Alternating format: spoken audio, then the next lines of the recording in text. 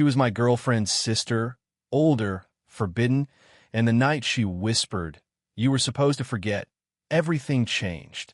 I still don't know why she said it like that. Soft enough that I wasn't sure if it was meant for me, sharp enough that I knew it absolutely was. But that came later. The beginning was quieter. It started on a Thursday evening, the kind of evening where the sun hangs low and turns everything the color of warm tea. I was sitting at the dining table, scrolling on my phone, pretending not to listen to the faint sound of her footsteps upstairs. She moved differently than anyone else in this house, like she was trying not to disturb something already fragile. Her name was Mira, my girlfriend's older sister. 40-something, composed, the kind of woman who didn't need to raise her voice to get attention. I didn't know much about her back then. She lived 3 hours away and rarely visited. But for someone so distant, she had a way of filling a room without trying. I heard her come down the stairs before I saw her. Each step measured, almost hesitant. When she reached the bottom, she paused, brushing her thumb along the edge of the banister like she was steadying herself. "You're still awake?" she asked. "Couldn't sleep," I said, trying to sound casual even though my heartbeat felt anything but. Her hair was slightly undone from travel, a few strands falling around her face. She didn't tuck them behind her ear like most people would. She just let them fall, like she was too tired to care or too aware that she didn't have to. She walked into the kitchen. I heard the soft click of the fridge, the clink of a glass. When she finally stepped back into the dining room, the dim overhead light hit her in a way that made me look a second too long. She noticed. "Long day?" she asked, setting her water down and sliding into the chair across from me. I nodded. "Yeah, work stuff." She took a sip, her eyes not leaving mine. "You're young. Work shouldn't haunt you yet." I laughed quietly, rubbing the back of my neck. "It's starting early, I guess." She smiled at that, small, quick, but warmer than I expected. A smile that felt like she didn't give those out freely. Silence settled between us, but it wasn't awkward. It was aware, like we were both listening for something we weren't supposed to hear. I wasn't sure why, but I couldn't look away from her fingers. She wasn't doing anything with them, just resting them on the table, tapping once in a while. Slow taps, out of rhythm. Nervous, maybe, or something else. "You don't have to keep me company," she said lightly. "I know the house feels different when someone new is in it." "It's okay," I replied. "I don't mind." Another glance. Longer than before. Her eyes softened. "You remind me of someone I used to know," she said quietly. "Not in appearance. In the way you wait before speaking." I swallowed. "Is that a good thing?" "It used to be." Before I could ask what she meant, she looked away, pressing her lips together like she regretted saying anything. She reached for her glass again, but her hand paused mid-air, hovering. "You should sleep," she murmured. "Tomorrow will be different." "Different how?" She didn't explain. She just pushed her chair back and stood, slowly, like she wasn't sure if walking away was the right choice. At the bottom of the stairs, she paused again. "Good night," she said without turning. "Good night." I thought that was the end of it. But then, just as I stood up ahead to my room, my phone buzzed. A message. From her. A single line. "We need to talk about that night." And before I could even breathe, I looked up to see her standing halfway up the staircase, watching me with something unreadable in her eyes. Then she whispered, "You were supposed to forget it." I couldn't sleep. Not after a message. My phone burned in my hand as if it had swallowed the entire evening. The words replayed over and over. "We need to talk about that night." That night. One careless evening last summer, during a rare house gathering when my girlfriend wasn't home, she'd kissed me. It was brief, electric, and utterly forbidden. I tried to convince myself it didn't mean anything. I tried. But Myra's eyes, God, her eyes held more weight than any excuse I could muster. Now she was here, in the house again, like she always managed to appear when I least expected it. My thoughts flickered between rationality and something reckless. 22, newly out of college, still trying to figure out life. And she, Mira, the woman who carried herself like someone who had seen everything life could throw at her, was 44. 44. Too old, too mature, too everything I wasn't. And yet, here she was standing at the edge of the staircase, reminding me that some lines once crossed refused to erase themselves. I remembered the first time I met her. My girlfriend had dragged me to her family home after a disastrous first date, and I had expected stiffness, distance. But Mira had been different. Welcoming, curious, subtle in her laughter, like she understood how much of the world I hadn't yet seen. She'd tease me then, lightly, about being too serious, too careful. Back then, I thought she was just playful. Now, I wondered if she'd always known how far the line could bend. I tried to breathe, to rationalize it. She was my girlfriend's sister. That alone was a mountain I could never climb. But the memory of that kiss, the warmth of her hand brushing mine, the quiet pressure of her lips, kept surfacing. I could almost feel the electricity again, like static clinging to my skin. And yet, there was vulnerability too.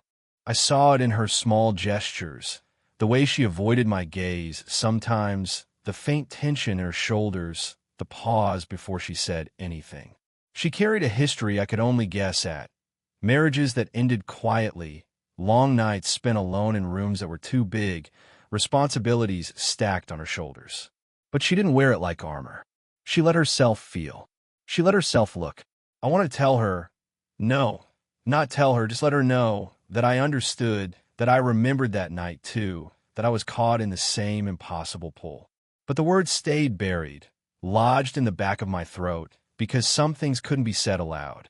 Hours passed. Dawn crept in, pale and hesitant.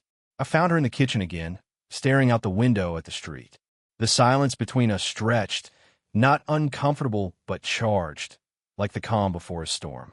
I stepped closer, almost without thinking. She didn't move away. My hand brushed against hers as I reached for a mug. The contact was brief, electric, but enough. Her fingers lingered an instant longer than necessary. And in that moment, the world shrank. Time bent. Nothing else existed but the quiet hum of morning and the unspoken confession hovering between us. She glanced at me. I glanced back. No words, just eyes. A smile so fleeting, yet so knowing. It said everything we couldn't. I should have left the kitchen when I saw her, but something kept me rooted to the spot. Myra's presence had a gravity I couldn't explain, like the air itself thickened around her. My hand lingered on the mug, tracing its edge, and I could feel her eyes on me. "You're quiet," she said. Not teasing this time. Serious. Concerned. "I'm just thinking," I mumbled, wishing I sounded less nervous. "About that night?" she asked, voice soft. My throat went dry. I couldn't answer. Not with words. Not when saying anything might crack the fragile line we were walking. Before either of us could speak again, the front door opened. My girlfriend. Home earlier than expected. My chest hitched. "Hey," she said brightly, hanging her coat. "Didn't expect to see you both here." Myra's posture stiffened imperceptibly. I froze. My mind raced. Every ounce of courage I had seemed to dissolve. My girlfriend dumped her bag on the table and went straight to the fridge. "Coffee?" she asked, not noticing the tension. "Yes, please," Mira said, almost too quickly. I leaned back, tried to appear calm, but my fingers kept brushing against hers. Each touch, accidental or not, made my pulse spike. Later, when my girlfriend disappeared into the living room, Mira and I were left alone. The house fell silent, except for the faint hum of the refrigerator. "Do you ever regret it?" I asked, voice barely above a whisper, thinking of that fleeting, forbidden night. She looked down, then back at me. "Every day," she said softly. And yet, her lips pressed together. She didn't finish. I wanted to reach for her, tell her it was okay, that we could pretend it never happened, that we could stop before it went too far. But something in her eyes held me back. She wasn't ready to cross the line. Neither was I. A part of me wanted to pull away entirely, to run from the pull that felt like a storm in my chest. But then she moved closer, just a fraction, and I felt the electricity surge again. I shouldn't, I started, voice cracking. "Don't," she whispered. Her hand brushed mine, so lightly that it could have been accidental. But I knew better. Every fiber in me knew it. We stood there, caught in a silent war of wanting and restraint. My heartbeat thundered in my ears, loud enough that I was sure she could hear it. And maybe she did. Then, another interruption. A text beeped on my phone. I didn't look. She didn't either. But I knew what it meant. Someone else trying to reach me, something else trying to pull me out of this impossible orbit. We both flinched at the sound, but our hands lingered a moment longer. The silence that followed was heavier than words. I could almost feel her thinking the same thing I was, that this attraction, reckless and wrong, was something neither of us could simply ignore. And in that moment, the line between temptation and disaster blurred completely. She leaned closer, almost touching my shoulder. I wanted to close the gap, but my brain screamed at me to stop. And yet, neither of us moved away. The house felt smaller, the air hotter. Time itself seemed to hold its breath. The house felt smaller now, almost suffocating. Every creak of the floorboards sounded like an accusation. Mira stood near the counter, arms crossed, her posture taut but not uninviting. My pulse was hammering, each beat echoing the tension between us. "You shouldn't be here," I said, though I knew it wasn't true. Her eyes flared, just a hint, a flicker that made my stomach twist. "Neither should you," she replied, voice low, almost trembling. "Not like this." I wanted to laugh, a nervous sound, but it caught in my throat. "Not like this." The thought replayed in my head. The forbidden. The risk. My girlfriend upstairs. The age gap. The sister I was not supposed to think about this way. I took a step closer, almost involuntarily. "I can't stop thinking about you," I admitted before I could stop myself. Her gaze flickered down and back up, and for a moment I thought she might step back, but she didn't. Instead, her fingers brushed a loose strand of hair behind her ear, and that small motion made my chest ache. "You're reckless," she said, voice trembling slightly. "You don't know what you're doing to yourself, to me." "I know exactly what I'm doing," I said, heat creeping into my voice. I can't pretend it didn't happen. I can't pretend I didn't feel it." Her lips parted, her shoulders tense, and I saw something raw, something I hadn't seen before. Vulnerability, desire, pain, all tangled together. Then came a sound from the living room. Laughter. My girlfriend, still upstairs, oblivious. And a spark of panic shot through me. Guilt, sharp and hot, collided with desire. I wanted to run, to escape before it got worse. But Mira didn't let me. She stepped closer, inches away. I could feel her breath, faint and warm. Her eyes were locked on mine, unflinching. "Why are you doing this to me?" she whispered. A hand reached out, hesitating, trembling just enough to show the storm beneath her calm exterior. I wanted to answer, but my throat was dry. My hands shook slightly as I moved closer, drawn to her like gravity. "You don't get it," I finally said, voice raw. "I can't stay away. I don't want to." Her chest rose and fell, faster now, and I saw the line we were crossing. The moment we'd been avoiding for months was here, right in front of us, teasing us, daring us. I wanted to close the gap, to lean in, to let all of this tension break at last. My mind screamed, "Don't," but my body betrayed me. Her fingers grazed mine again, intentionally this time. A jolt shot up my arm. My breath caught. My heart thudded like it would burst. And then the doorbell rang. The sudden sound was harsh, shattering the fragile bubble around us. We both jumped, the spell broken. Myra's hand fell to her side. My chest heaved, tangled with desire and frustration, and I realized we were only a breath away from the line we'd sworn not to cross. "Ich glänzte her." She looked back, eyes wide, lips slightly parted, and in that instant, everything unsaid hovered between us like a live wire. And we both knew, whatever happens next, nothing could be undone. The doorbell had barely stopped echoing in the hallway when the moment shattered completely. I heard the soft click of the lock, and then my girlfriend's voice. "Hey, I thought you'd be asleep," she said, stepping in with a sleepy smile that didn't reach her eyes. But then she froze. My stomach dropped. She wasn't alone. Behind her, the edge of the doorway revealed my roommate, Chris, holding a bag of groceries.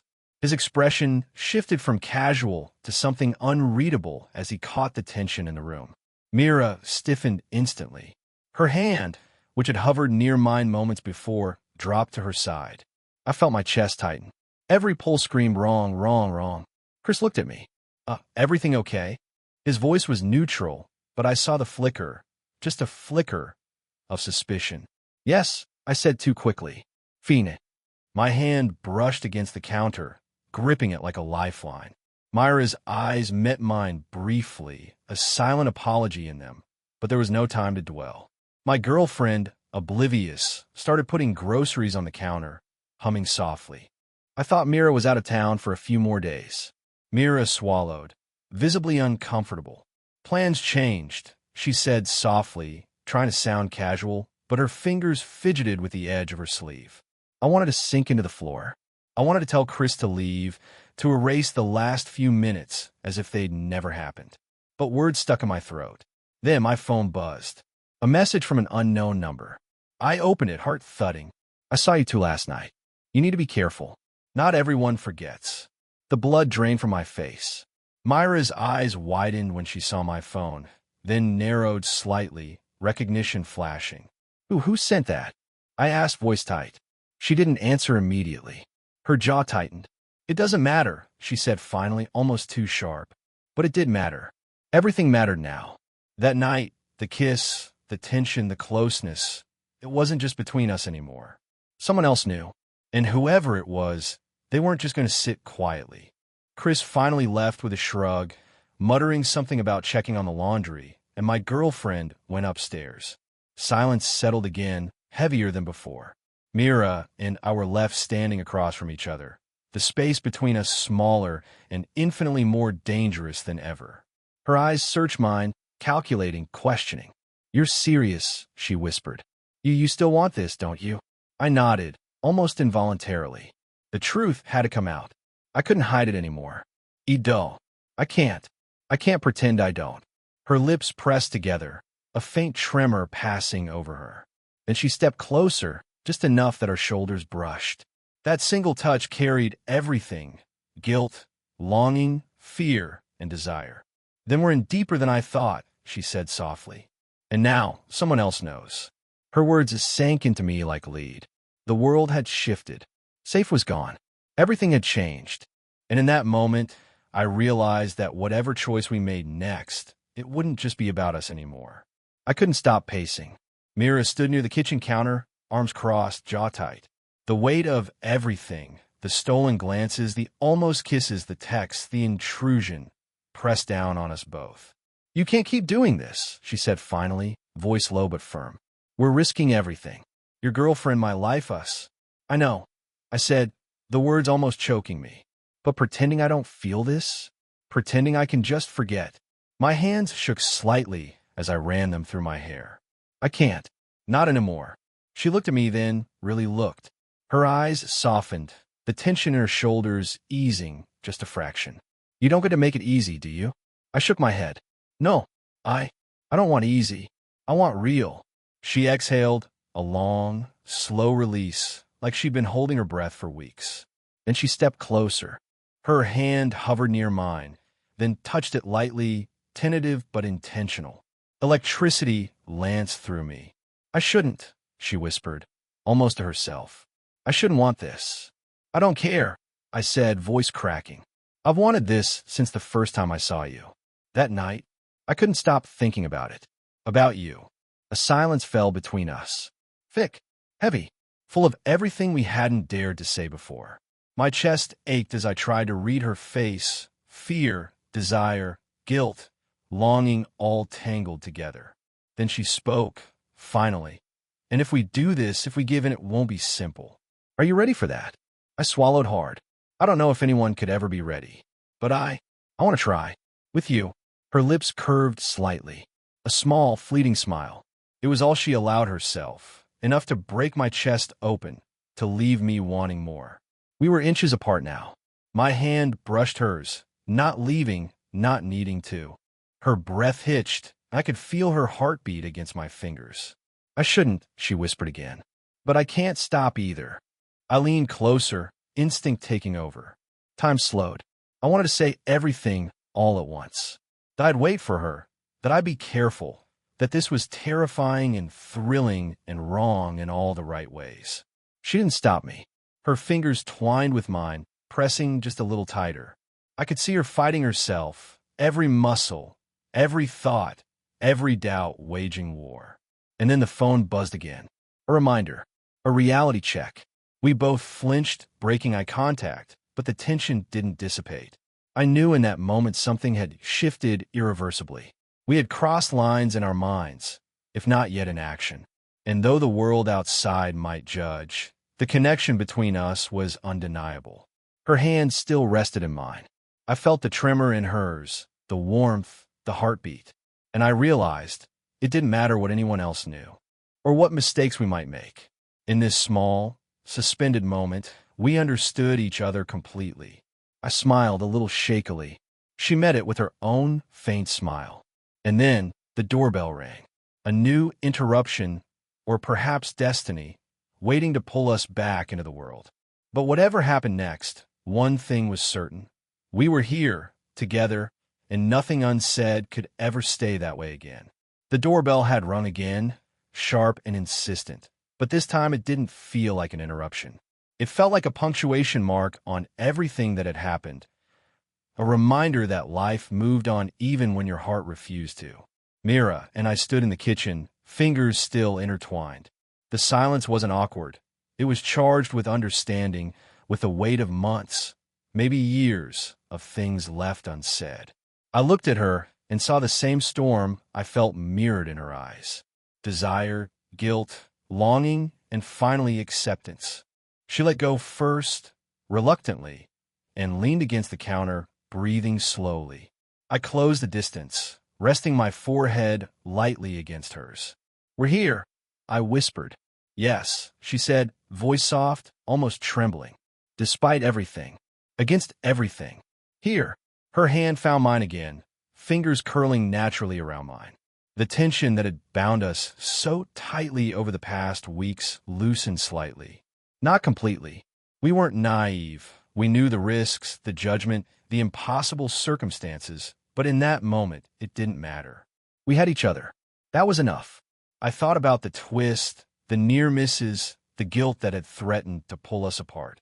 I thought about every stolen glance, every brush of skin, every moment of hesitation that had felt like eternity. And I realized that all of it, the chaos, the fear, the thrill, had led us here. The phone buzzed again, but this time, neither of us reached for it. The world could wait. I want to hold on to this small bubble of certainty, even if only for a few more minutes. Mira smiled, faint and knowing, and, for a moment, she was no longer my girlfriend's sister. She was just Mira. Just the woman who had challenged every rule I'd ever had about love and desire, and somehow made it feel safe, even in its risk. "Do you think we can really do this?" I asked. She tilted her head, lips curling into that slight, perfect smile. "I think we already are," she said. I laughed quietly, a release I hadn't known I needed. And as we stood there, hands entwined, I felt the impossible settle into something human. Messy, flawed, a little terrifying, but real. For the first time in weeks, maybe months, I felt calm. Not perfect, not worry-free, but alive. And the thought that we could navigate the world together, side by side, felt like the only thing that mattered. I brushed a stray hair from her face, and she leaned into the gesture. Eyes met, heartbeats synced, and in that silent exchange, I knew, no more pretending, no more holding back. We were here. Together. The world outside might be complicated. Life might be messy. But in this small kitchen, on this ordinary morning, we had chosen each other. And that, I realized, was everything. Did you enjoy the story? What kind of stories would you like to hear next?